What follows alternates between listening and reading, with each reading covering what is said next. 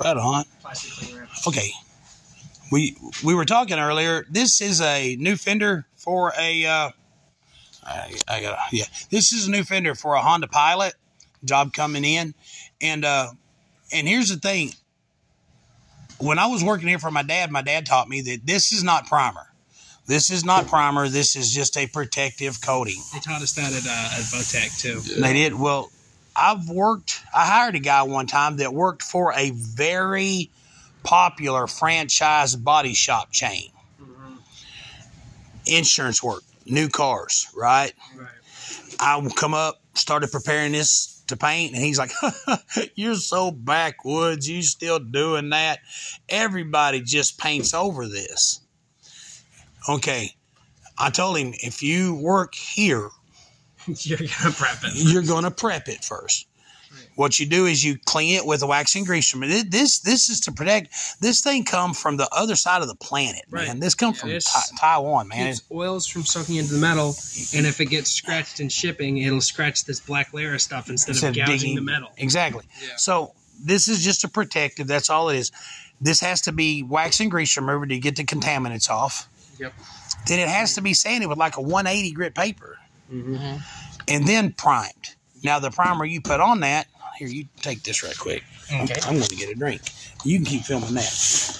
But this has to be prepped and then primed. Mm-hmm. It is not, there's no such thing as they come primed and ready to paint. I knew a guy one time, his body shop guy, it comes primed, ready to paint. No, it doesn't. Jobs don't even come primed, ready to paint. So we got one job. This guy came in. He's like, I already did all the body work and primed over it. You guys can just pull it into the shop and paint it. The prime job was not that good. He primed in the door jambs. Got primer all over the window rubbers inside the door jambs. Yeah. So he primed the windshield. I think we went ahead and we went. I can't remember if we redid all of the body work or not. We redid some of it. But we went ahead and let him keep some of his body work.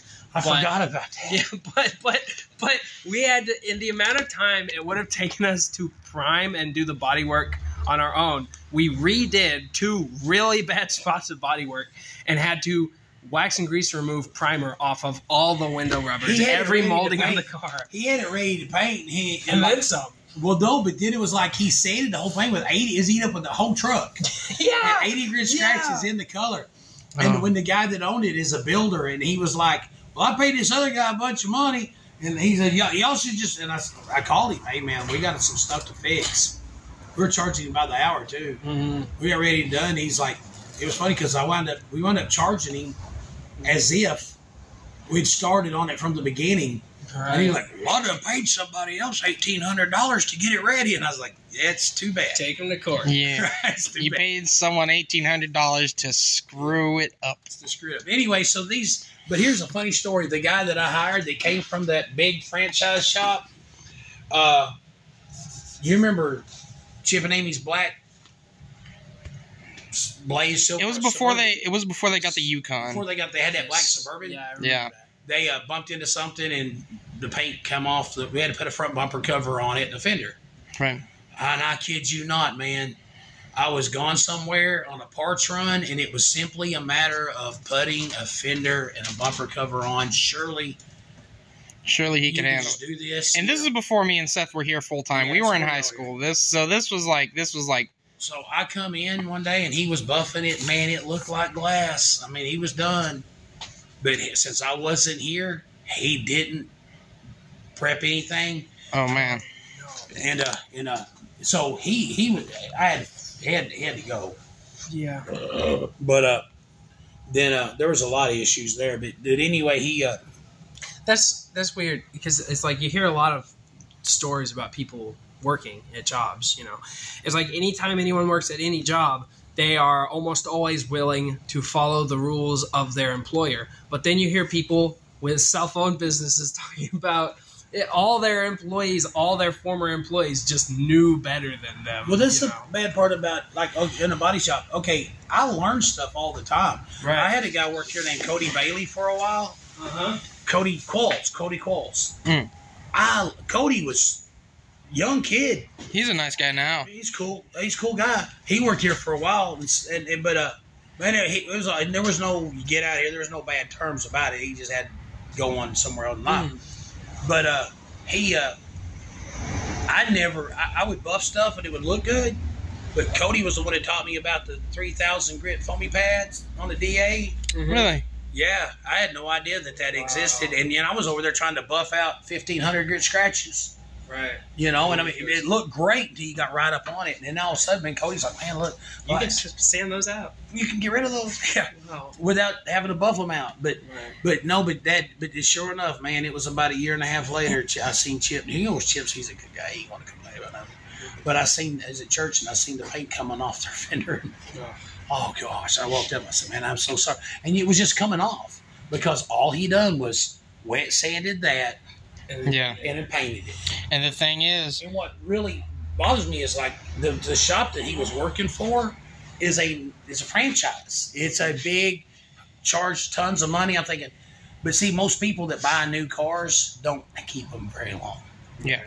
So it's like if somebody gets a wreck of their brand new car, and then next year they're trading them on another lease, and then so car lots out there are covered with cars that were not fixed properly. Right? Yeah. But the thing is, it's not even like a, like this scammy, terrible business practice. It's a humongous misconception.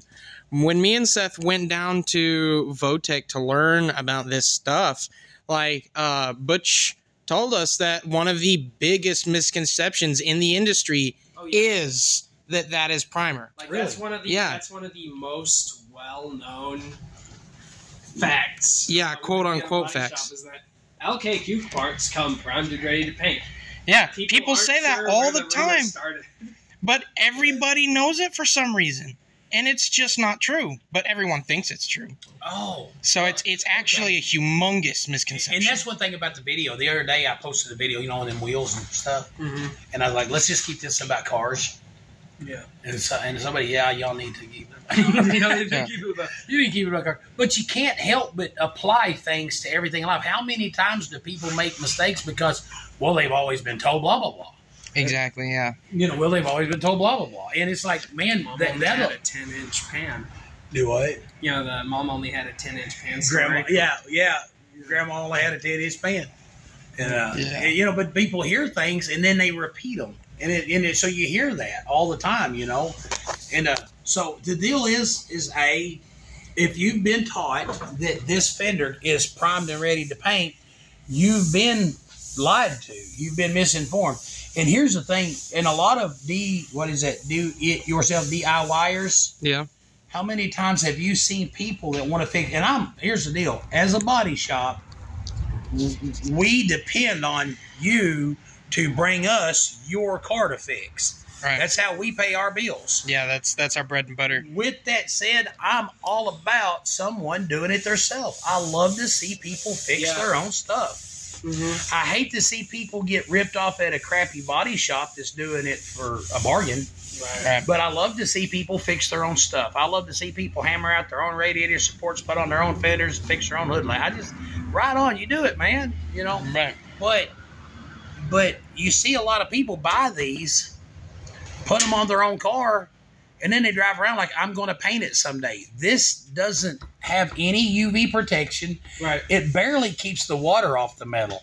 And that's when you see somebody put one of these fenders on the car and drive it around, you'll notice it starts getting dull, starts getting hazy, and then by this time next year, you start seeing rust bleed through it. Yeah. Then you have a problem. You're getting a phone call, just so you know. Okay, I'm getting a phone call. Anyway, that's going to be today's video. Question everything, man. Go on, get opinions. Get opinions. Go on, study it, research it. And this is not primer.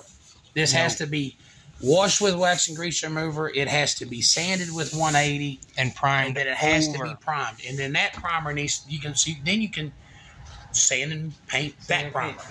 Yeah. Yeah, primer. So that is your lesson for today.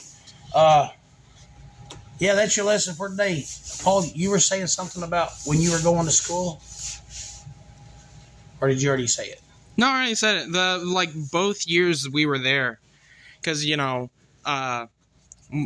Butch, you know, doesn't want kids leaving his school doing crappy work. So he made a very big point both years we were up there, like both classes of kids there, that you can't paint over this stuff. No, you can't paint over it. Yeah, the kids who went there the year before us heard it. The kids who joined the same year we did heard it, and the kids who joined the year we left after, heard it. And it's just everyone hears it, but it's not true. And that's another thing. If you here's the thing: if you have a car and you plan on keeping it for a couple years, you go to your body shop, man, kind of hint around. Hey, man, what kind of primer do you put over this? And if they say that comes primed and ready, go somewhere else. You are not going to walk into a body shop and change their mind. No, you're not. You're not. And if you tell them how many you've been doing it wrong for the past 28 years. Yeah, I'm an accountant, but I'm going to give you body shop advice. Do you know how many wheels we've had put on with impacts after telling the person to put it on? Don't use an impact. Yeah. Well, I'm getting a call I got to take. Guys, what do y'all say? Like and subscribe, drink plenty of water, and turn off your phone 30 minutes before you go to bed. And say your prayers. Yes. Right. Bye-bye. Bye.